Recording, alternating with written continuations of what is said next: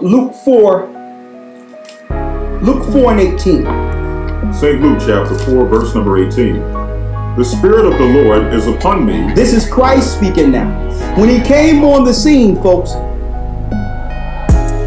he went into a synagogue and said the same exact prophecy.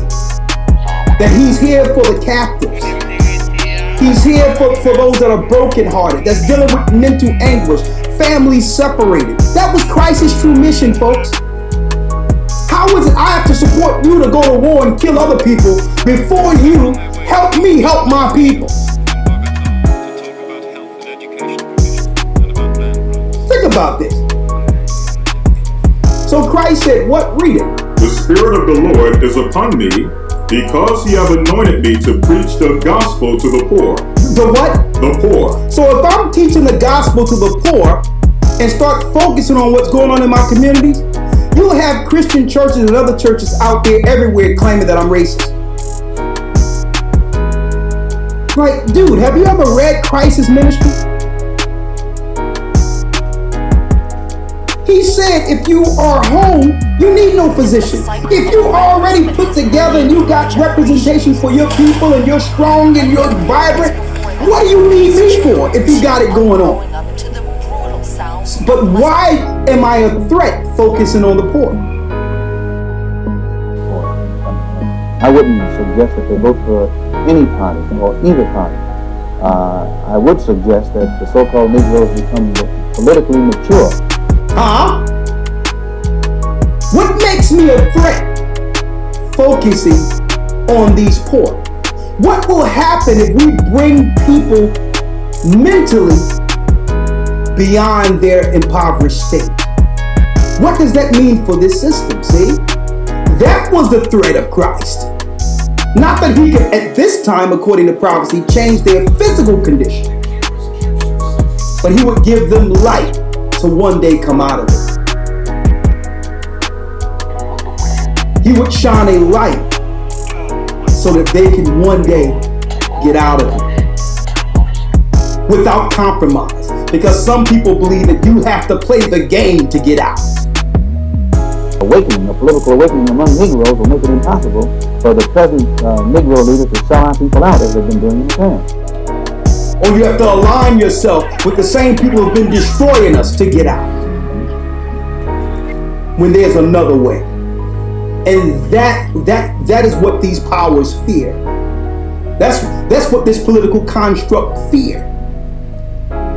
That you're not coming to them for handouts. That now we're going back to the God who told us this condition would one day happen. And that God is giving us the only way to true power, to true freedom. Read. He hath sent me to heal the brokenhearted, to preach deliverance to the captives, and recovering of sight to the blind, to set at liberty the recovering of sight to the blind. Now remember that, the blind.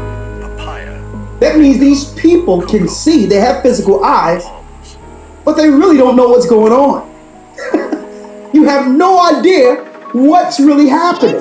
That's why I'm going to the barbershop listening to a guy that's infuriated with Donald Trump. I'm like, this dude is blind. This dude is blind. When you are voted in, you must sign a pact to do the will of those who controls you. Okay? You're not there to do your own will or bring the ideas of your constituency. That ain't what politics is about. Politics is about progressing an agenda outside of what was taught in our communities.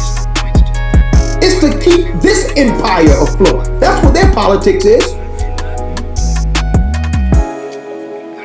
They have us arguing between lines. Feminine and masculine and beta, feminism and LGBT and man against woman and status and education and all these other lines. They have us arguing on either side of these. you do think Negroes should vote. Negroes should do whatever is necessary to bring about a complete solution to their problem. When I say whatever is necessary, whatever is necessary. While they are controlling them all with the paper. So you don't have the powerful with these particular arguments. But they'll have pundits that come on TV and act as if they're arguing for your turn to make you believe they're down with you, but yet they're aligned with their own group. And they are the very people telling the black man that he ought to lift himself by his own bootstraps. This is what we are faced with.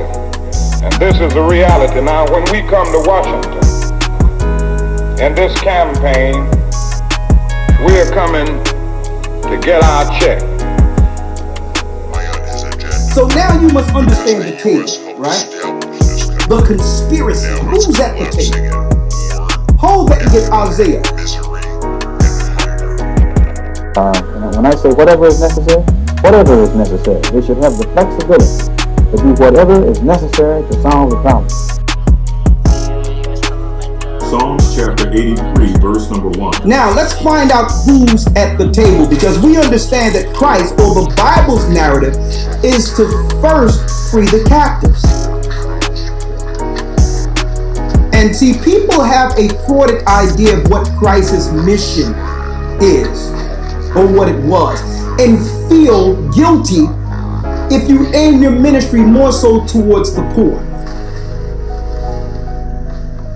We must also realize that the problem of racial injustice and economic injustice cannot be solved without a radical redistribution of political and economic power. You aim your ministry more so towards the poor. That'll make you feel guilty. You'll be like, well, what about the gospel to everyone else? They're going to get it, but you're going to hear us focus on our people predominantly. And you're not going to feel no type of way about it, because that's who Christ came for first. Okay?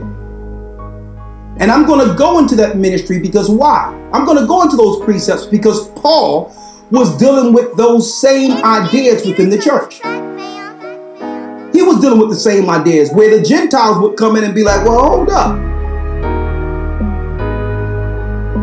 It seems like you're focusing on your people. And Paul was like, well, show some appreciation here, buddy. So we are within our rights and with justice, with justification, when we express doubt concerning the ability of the white man to solve our problem, and also when we express doubt concerning his integrity, concerning his sincerity. Because you will have to confess that the problem has been around here for a long time, and whites have been saying the same thing about it for the past 100 years, and it's no nearer a solution today than it was 100 years ago. Show some appreciation. If you are grafted in, you are partakers of the blessings. When my people fall, your people are going to have position. You're going to have power. But I'm here to teach you to provoke my people to anger, to provoke them to jealousy, that we might save them, because the number of the kingdom, the rulers, are within that poor and destitute people. And unless I awaken them first, we'll never get out of this condition. So what are you talking about? You're not counted for the number. Where's your appreciation for at least allowing you to be a part of the work? And that's what Christ and Paul was talking about. If the Negro is to be free, he must move down into the inner resources of his own soul and sign with a pen and ink of self-assertive manhood his own emancipation proclamation.